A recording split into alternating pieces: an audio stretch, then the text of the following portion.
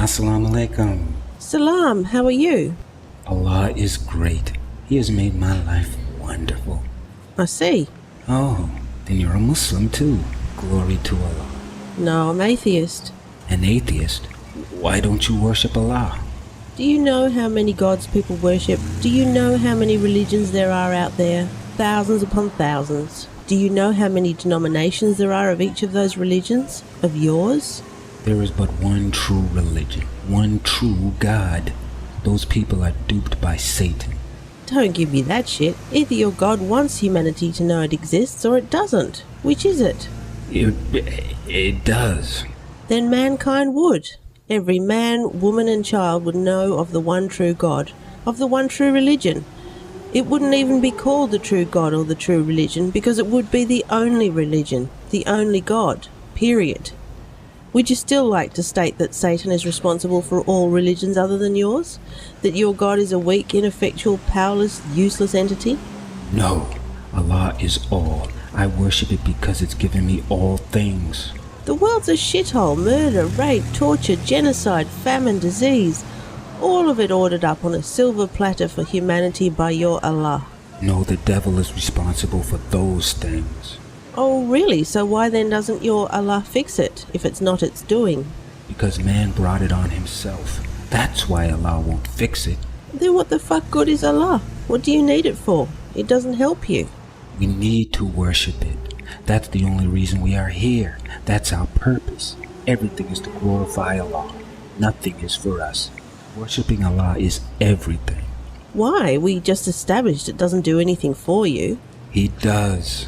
What? The world is a shithole, remember? But He gave us the world.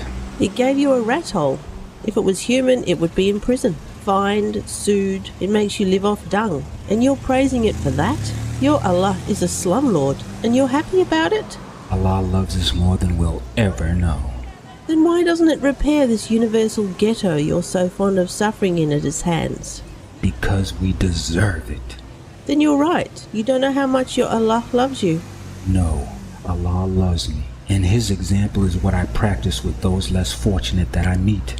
I strive to end those bad things you mentioned earlier that plague and drag mankind down. It's up to us to end those bad things then, not Allah. Yes. Is man up to that task? Of course. So the world we deserve, according to your Allah, can be changed. And you can change it? You're changing the subject. To worship Allah for His works is the whole definition. Its works are epidemics and slavery.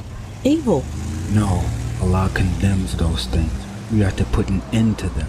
Why? How? If you deserve them, Einstein Jr. How is something good in the eyes of Allah, your suffering bad according to your Allah, if that is the lot in life you are deserved of? It's not good or bad. It's simply how it's supposed to be. No, there is evil in the world. According to whom? You or your Allah? Allah. Nothing I think is of consequence. Only what Allah decrees. I have no say or thought. Then man has nothing to do with evil. Allah has all responsibility. If there is evil and your Allah ignores it, yet it is opposed to it, Allah then, by default, permits and creates evil in the world. Why does your Allah permit and create evil? Why does it allow it to exist on earth? I've told you, man has brought this on himself. Allah permits evil. Why?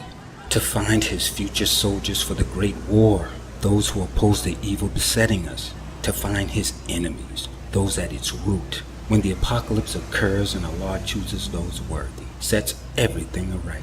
When we finally have universal peace on earth, and He will end all evil. We've already learned there is no evil besetting us. It's just the way it's supposed to be. We've learned the root of all supposed evil is Allah itself. We've learned that man himself is the one that must change this world. We are to put an end to them, according to you. Now it's the apocalypse. We've learned this to be a great war, and this is the proving ground for warriors. What war could your Allah possibly need soldiers for if it's Allah, the all-powerful? On heaven and in earth it appears Allah cannot fight its own battles. And we've learned Allah has no love for you because it has abandoned you to a world of deprivation that you deserve. Did I miss anything?